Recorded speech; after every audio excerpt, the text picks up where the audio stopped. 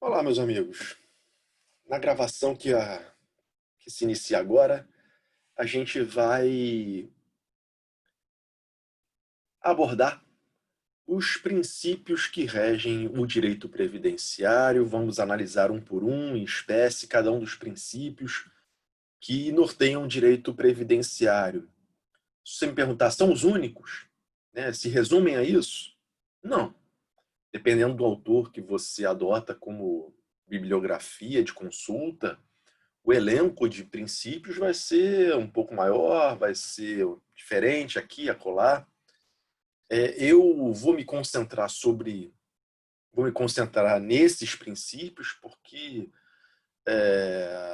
considero que sejam os mais relevantes, os mais estruturais, os mais centrais.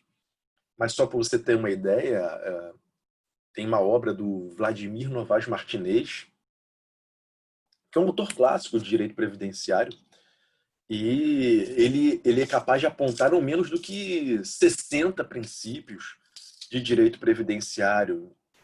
Ora, nisso possa ter havido algum excesso, e isso é sintomático de que a variedade de princípios desse ramo do direito é muito maior, é muito mais expressiva do que a que está sendo colocada aqui. Então a gente vai se concentrar por hoje, por agora, nesses princípios que podem ser reputados os mais relevantes. E vamos começar pelo princípio da universalidade. Naquela aula, naquela gravação sobre a evolução histórica da Previdência, eu disse para vocês que a Constituição brasileira se inspirou bastante no modelo britânico de previdência social, no modelo de estruturação de seguridade social proposto por Beveridge. O modelo Beveridge de seguridade social inspirou bastante o nosso texto constitucional.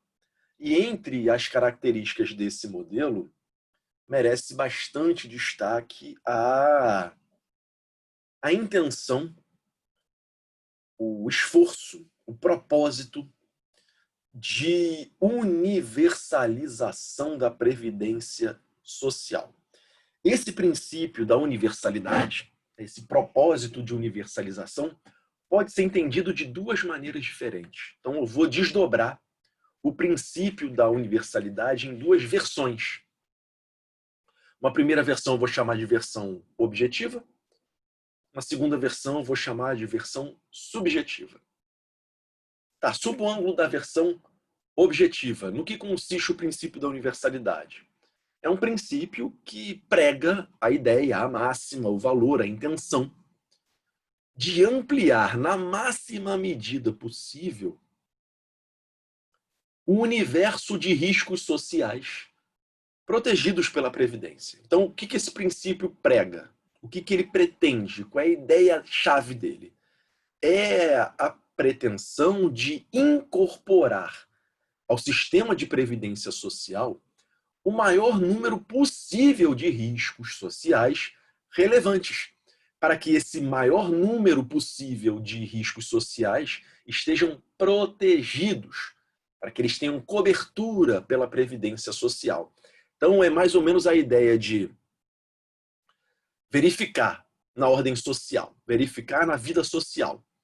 Quais são os principais riscos que comprometem a vida individual, a vida coletiva, a vida social das pessoas, e como resposta ao enfrentamento desses riscos, integrar esses riscos sociais como sinistros, como eventos que merecem uma resposta previdenciária com um serviço ou com um benefício previdenciário. Esse é o primeiro viés, esse é o primeiro caminho, esse é o primeiro desdobramento possível do princípio da universalidade. Que eu posso dizer que o desdobramento mais importante da universalidade é o segundo. É o desdobramento, é o viés subjetivo, porque esse tem em foco as pessoas que participam da engrenagem de proteção. Como assim? O princípio da universalidade, ele tem uma pretensão de expansão de cobertura, de aumento de abrangência, de aumento de captação de clientela, vou chamar assim, de participantes. Então, o que eu quero com esse segundo desdobramento da universalidade, com o viés subjetivo da universalidade? Eu quero trazer para o engenho da Previdência, trazer para o sistema da Previdência o maior número possível de pessoas. Eu quero que o maior número possível de pessoas seja participante da Previdência Social. Eu quero chamar de segurados da Previdência o maior número possível de sujeitos. Por isso, esse é o viés subjetivo, de respeito aos sujeitos que participam da Previdência Social. A ideia, no máximo, na máxima medida possível, é deixar todo cidadão, todo sujeito protegido pela Previdência. Se isso não for possível, pelo menos que todos os trabalhadores tenham essa cobertura previdenciária. E aí, por extensão, a gente atinge, em alguma medida, os seus dependentes previdenciários. Então, essa, na maior extensão possível, é a pretensão do princípio da universalidade. Mas, Igor, a gente sabe que a Previdência Social ela tem caráter contributivo. A gente sabe que para participar da Previdência Social, o sujeito, né, o participante, o segurado, ele tem que desembolsar dinheiro mensalmente para financiar, para custear, para viabilizar economicamente o sistema de previdência. Nós somos contribuintes quando participamos da Previdência Social. E pensa, para um empresário bem-sucedido, isso não parece ser um problema. Para um trabalhador bem remunerado, isso não parece ser um problema.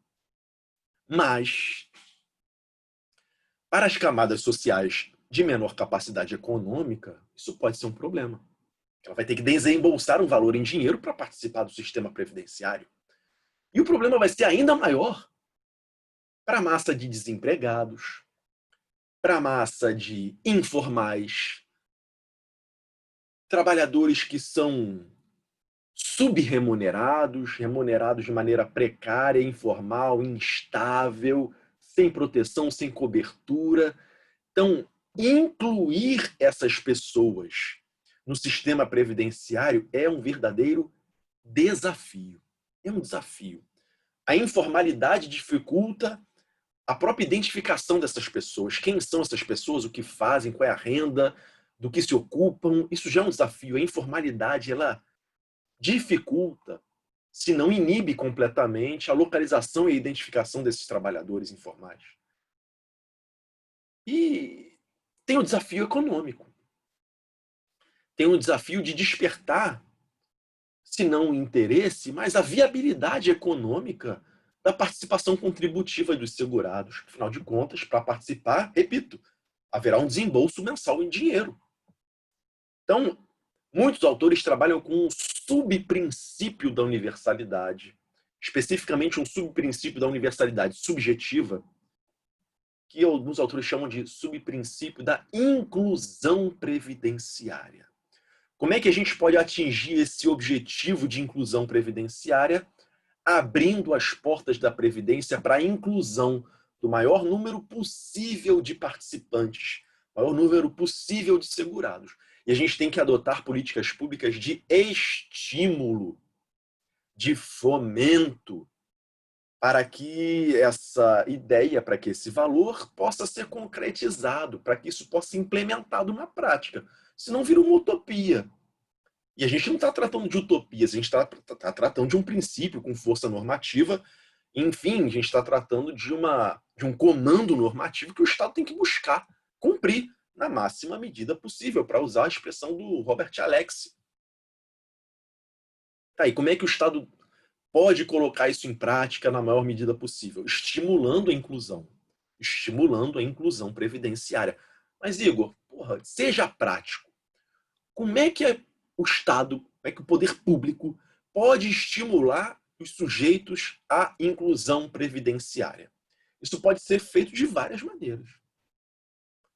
Primeira maneira, reduzindo as barreiras burocráticas, tornando automática a filiação, tornando compulsória a filiação do trabalhador, pelo menos no universo dos trabalhadores formais, eu incluo todos, reduzindo as barreiras burocráticas e proporcionando uma filiação, digamos assim, automática. É o que acontece no direito previdenciário brasileiro, no regime geral de previdência social.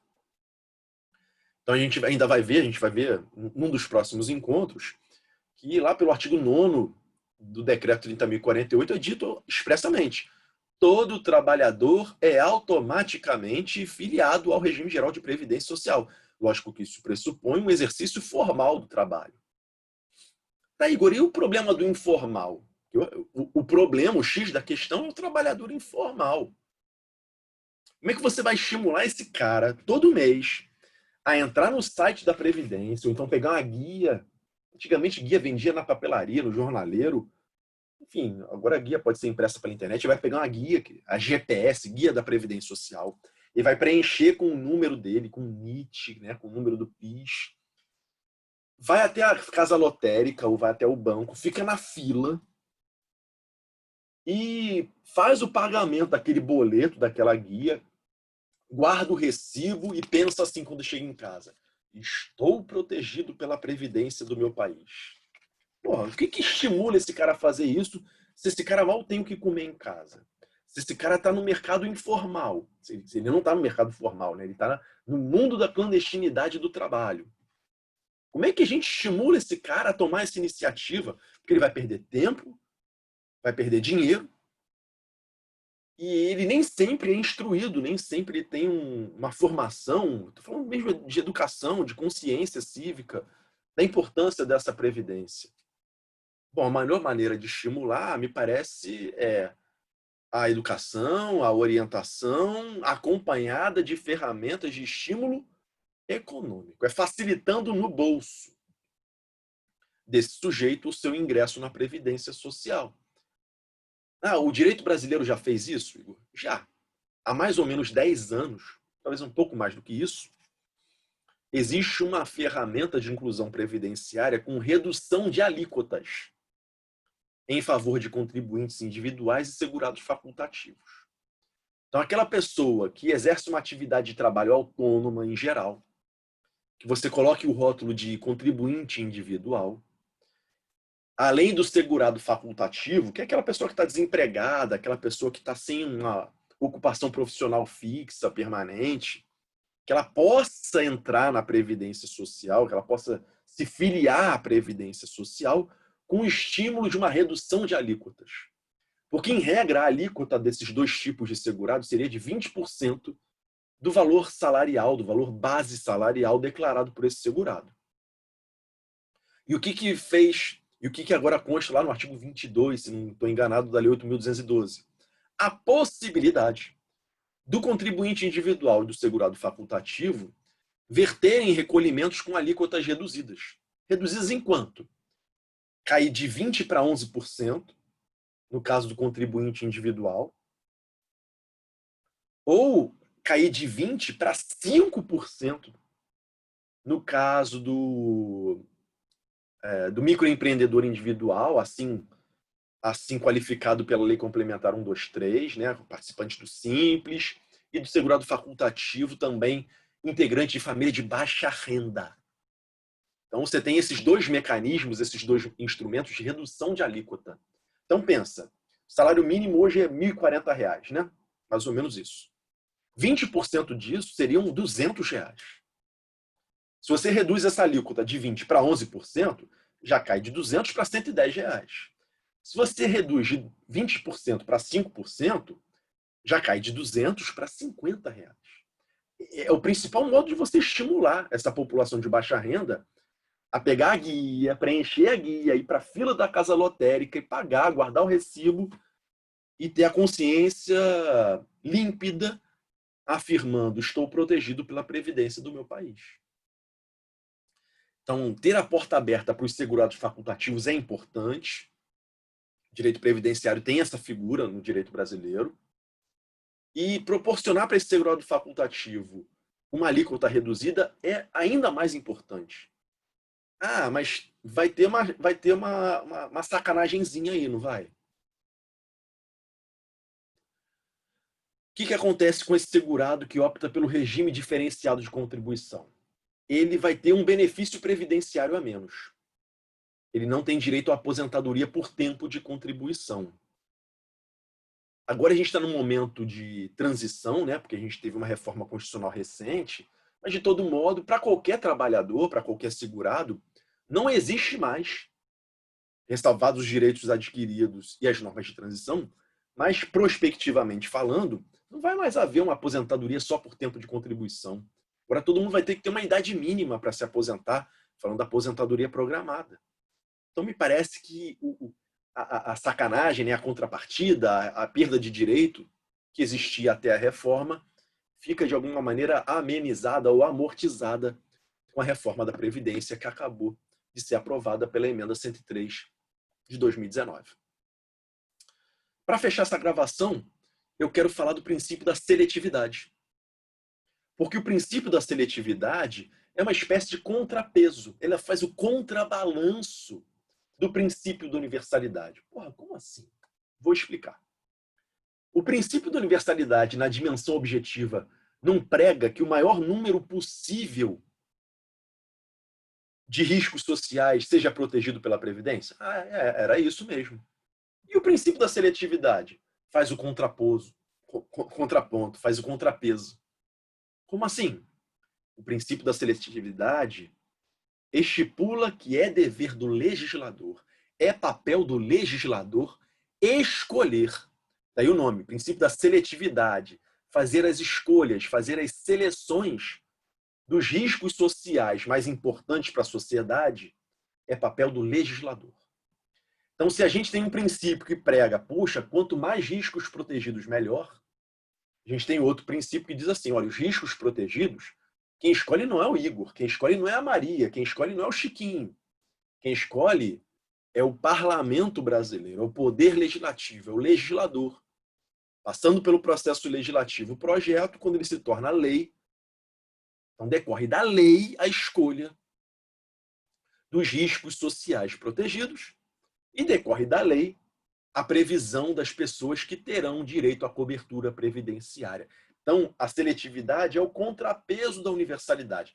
A universalidade quer tudo, quer abraçar o mundo, quer que todas as pessoas entrem, quer que todos os riscos sejam protegidos.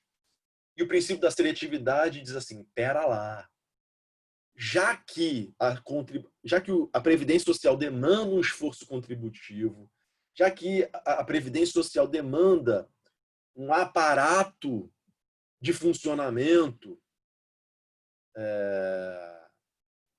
equilibrado, a gente precisa estabelecer o que é prioritário. O que a gente quer prioritariamente? Que riscos a gente quer priorizar e que público-alvo a gente quer priorizar? Vamos escolher as prioridades. Vamos aplicar o princípio da seletividade. Muita gente reclama, mas a previdência social é incompleta, tem alguns riscos sociais que são muito importantes e não tem cobertura no RGPS. Eu sei disso. E já inclusive escrevi um artigo sobre isso, em coautoria, com uma ex-aluna da Ambra, a Camila. Então, a gente escreveu um artigo falando sobre o que gira em torno da ampliação dos benefícios previdenciários não contemplados pelo legislador. A gente travou uma discussão especificamente sobre um benefício, digamos assim, proposto pela doutrina sob o nome de auxílio-doença parental. Quem tiver interesse, então foi um artigo escrito a 4 mãos, eu, Camila, para tratar assim, dessa inviabilidade de expansão descontrolada da Previdência. Porque se a gente propõe a criação de um benefício novo, se a gente propõe ampliação de cobertura, se a gente propõe que mais riscos sociais sejam protegidos pela Previdência, isso vai ter um custo. E como o dinheiro não nasce em árvore, a gente vai ter que ter uma preocupação com o equilíbrio financeiro e atuarial da Previdência Social. Daqui a pouco eu volto para falar de mais aspectos relacionados aos princípios e ao custeio da Previdência Social. Até breve.